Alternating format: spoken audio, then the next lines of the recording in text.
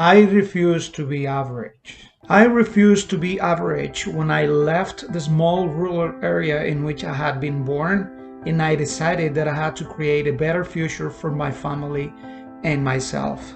I refused to be average when I graduated as the first one in my class. I refused to be average when I decided not to keep going with my career because it was not giving me the benefits and results that I had expected. I decided not to be average when I moved from my mother's place into another city and then to the capital of a country, and I became an immigrant inside the same country. I decided not to be average when I quit the job that I had as a teacher after being studying for 5 years at college, which was my dream job at the time. I refused to be average when I decided to become a tour guide and then later to work for an embassy in Havana when I didn't have the tools, the knowledge, or the experience to do so, and I ended up being first class in what I was doing. I refused to be average when I couldn't deal any longer with the situation of communism and all the things that I was going through in the country, and I had to immigrate to the United States.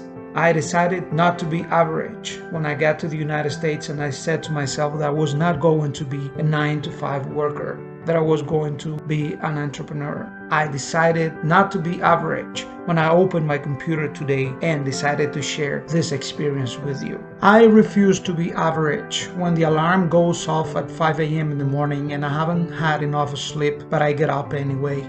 I refuse to be average when I follow my morning routine no matter what.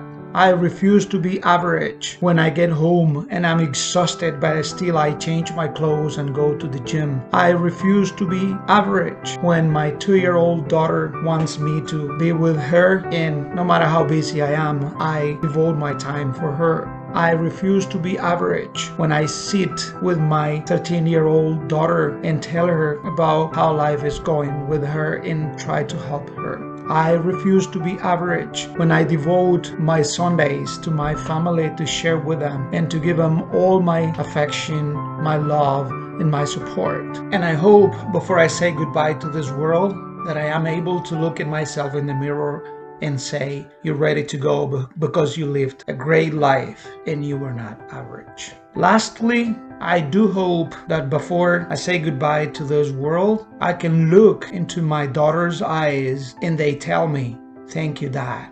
You were a source of inspiration for us.